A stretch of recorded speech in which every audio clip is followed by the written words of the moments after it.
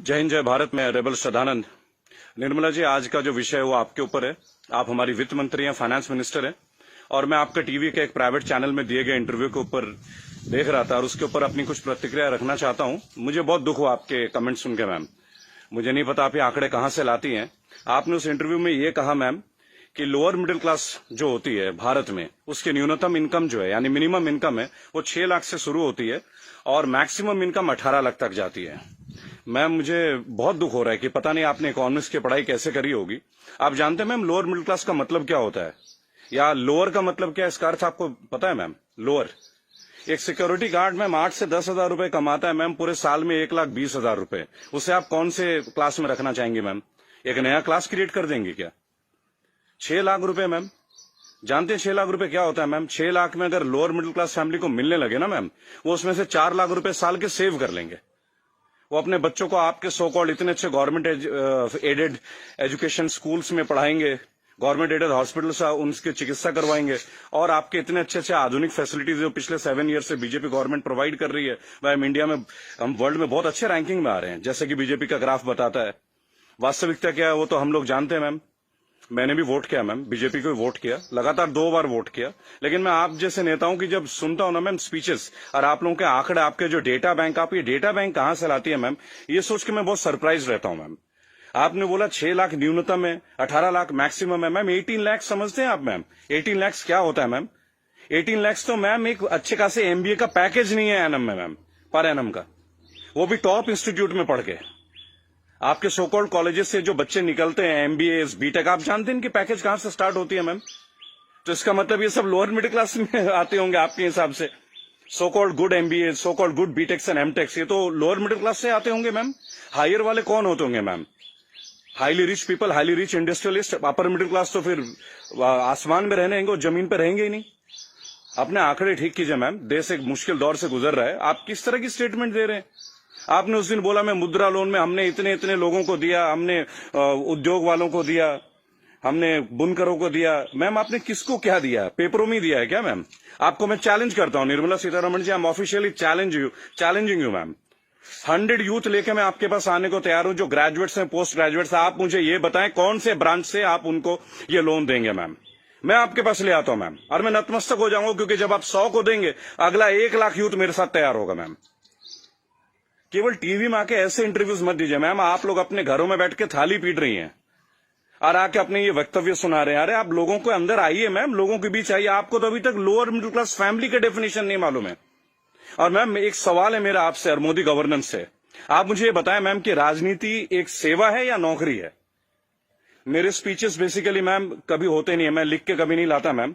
जो मेरी खुद की फीलिंग्स है, मैंने अपने नाम में रेबल शब्द इसलिए, क्योंकि जो गलत है मैं तो बोलूंगा ma'am. I have the right to express my views. आप मुझे ये बताएं मैम, पॉलिटिक्स, राजनीति, इज इट ये सेवा है मैम या नौकरी है? अगर सेवा है तो मैम आप लोग तनख्वाह मत लीजिए मैम, और पेंशन मत लीजिए। इतनी हाई सैलरी है आप लोगों की, इतनी फैसिलिटीज है मैम, टेलीफोन कॉल्स की फैसिलिटी, एसी की फैसिलिटी, बिजली की फैसिलिटी, ड्राइवर की फैसिलिटी, हाई क्लास ट्रेन की फैसिलिटी, फ्लाइट्स की फैसिलिटी, पेट्रोल की फैसिलिटी। मत लीजिए मैम। आप आइए, लोअर मिडिल क्लास फैमिली की तरह लाइफ को स्पेंड कीजिए अगर आप सेवा करना चाहती है मैम। और अगर ये नौकरी है मैम, पॉलिटिक्स, अगर राजनीति आप लोगों के लिए नौकरी है मैम, तो इसका कोई एजुकेशनल मापदंड होगा ना मैम, कोई एजुकेशन क्राइटेरिया तो होगा। मोदी जी, मैं आपसे क्वेश्चन पूछना चाहता हूं कि ऐसा कौन सा डिग्री ले लिया मैं निर्मला सीतारमण जी ने, जो आप एक पहले इनको आप डिफेंस मिनिस्टर बनाते हैं, चंद महीनों के बाद आप इन्हें मिनिस्ट्री ऑफ फाइनेंस दे देते हैं। अरे डिफेंस तो हमारी शक्ति परीक्षण की बात है। It is about our valour, it is about our strength, it is how much mentally fit we are, how much physically tough we are. How can you give a position, both the position to same person? Are they eligible for the same post ma'am? Sir क्या ये दोनों same post के लिए eligible होते हैं क्या? मुझे लगा था कि आपने कहा था अच्छे दिन आएंगे तो ठीक है, आप क्राइटेरिया को बदलेंगे। सर आपने तो क्राइटेरिया नहीं बदला, आपने तो दूसरे दलों के नेताओं को अपने पार्टी में लेके आ गए, उनको भगवा रंग दे दिया, उनको नेताएं बना दी।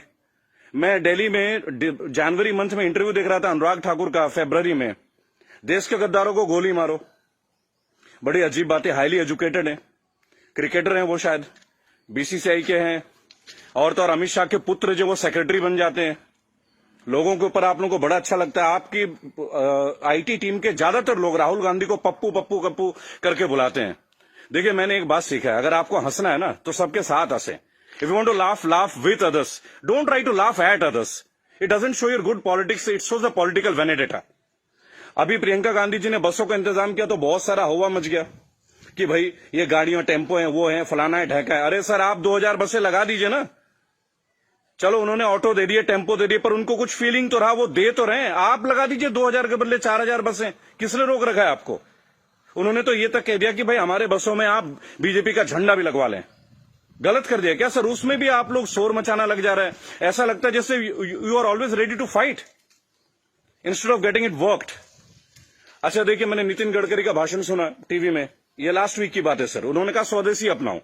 चलिए सर, अपना लेते हैं, पर मुझे ये बताएं, मेक इन इंडिया और मेड बाय इंडिया, इन दोनों का डिफरेंस आपके मिनिस्ट्री का कोई एक मिनिस्टर मुझे दे सकता है क्या? मेक इन इंडिया है क्या सर? आप जमीन देते हैं सैमसंग को, जमीन देते हैं ओप्पो को, वीवो को, चाइनीज कंपनी को, साउथ कोरियन कंपनीज को, वो आके अपना प्लांट लगाते हैं, इंडियंस को हायर करते हैं, और उसके बाद प्रॉफिट जो है वो उनके अकाउंट में जाता है, सैलरीज आता है इंडियंस के अकाउंट में। तो मुझे ये बता दें कौन सा मेक इन इंडिया है सर? आप मेड इन इंडिया कीजिए ना, आप अपने इंडस्ट्रीज लगाइए, आपको पैसा रेवेन्यू अपने पास रोकिए। अगर इतना दम होता ना सर हमारे मैकेनिज्म में, आपको चैलेंज कर रहा हूं, आप मैकडोनल्ड्स की तरह का आउटलेट बना लेते सर। 25 रुपए का बर्गर बेचने वाला भी लाखों करोड़ों रुपए डॉलर्स में कन्वर्ट करके इंडिया से लेके जा रहा है। आप छोड़िए मोबाइल फोन से, बहुत बड़ी बात है, 20-20, 50-50 हजार की बात है। आप बर्गर बनवा दीजिए सर, आप ब्रेड्स बनवा दीजिए, रेवेन्यू यहां जनरेट करवा दीजिए सर, मेड इन इंडिया कर दीजिए। What is make in India sir?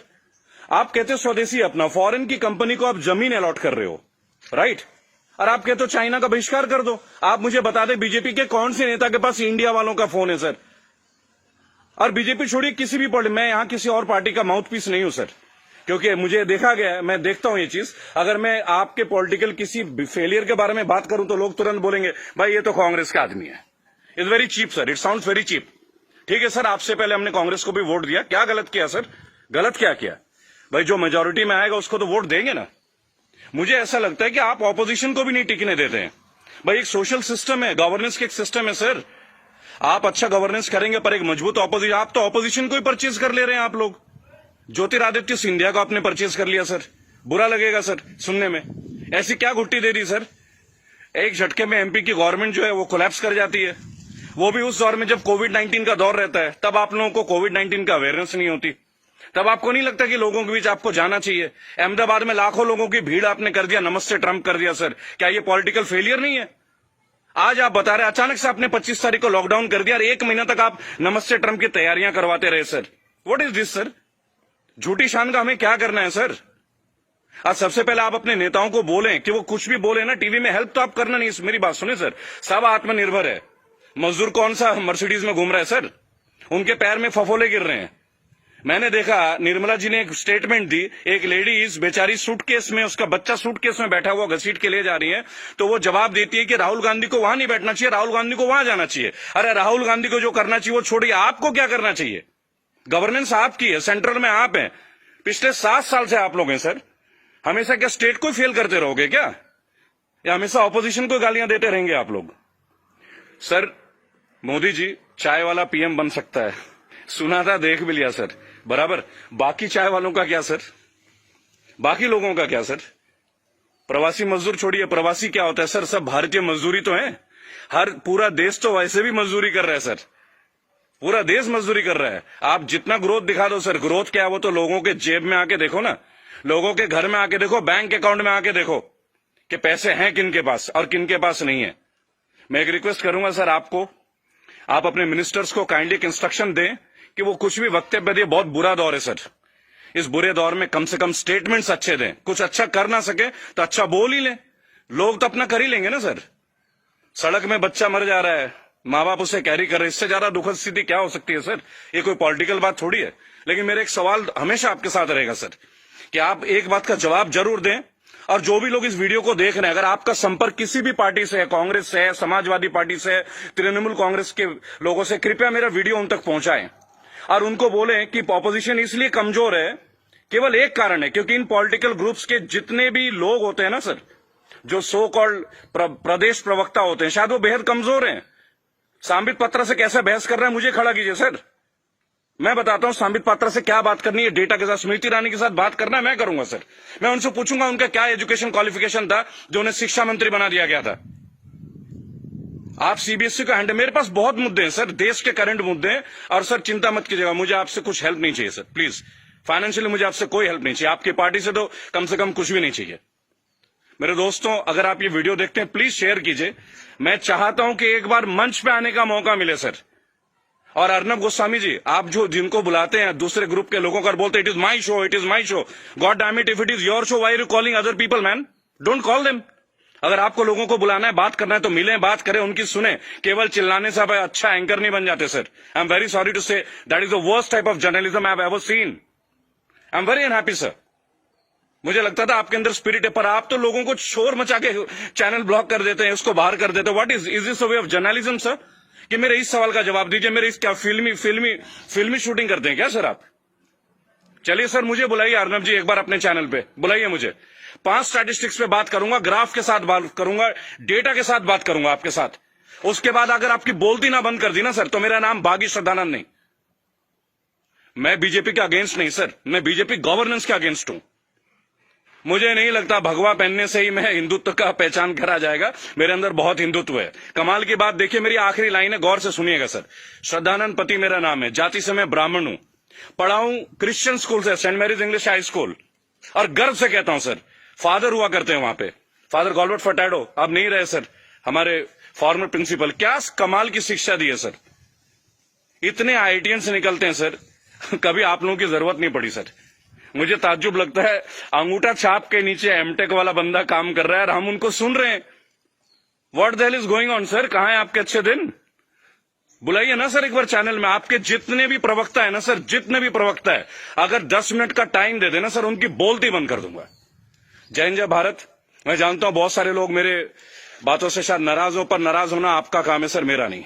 सही मुद्दे पे तो मैं बात करूंगा, जो नाजायज बात लगती है उसका तो मैं करूंगा सर। रेबल हूं तो रेबल की तरह पेश आऊंगा। जय हिंद, जय भारत। अगला मुद्दा 2 या 3 दिन के अंदर स्टैट्स के साथ आऊंगा सर। और मेरे दोस्तों, मैं दोबारा एक रिक्वेस्ट करता हूं, काइंडली अगर आप लोगों के पास कोई कॉन्टैक्ट है, मेरा वीडियो तमाम पॉलिटिकल ग्रुप्स के पास भेजें, एक मंच पे आने का मौका दें। इन्हें बताऊंगा सर, इन्हें बताऊंगा इन्होंने झारखंड के लिए क्या किया है, इन्होंने बंगाल के लिए क्या किया है, इन्होंने केरल के लिए क्या किया, अरे उत्तर प्रदेश के लिए क्या क्या, वो भी बता दूंगा। हम भगवा में, उत्तर प्रदेश में सबसे महंगी बिजली हमारे यहां आती है। ये है ना अच्छे दिन।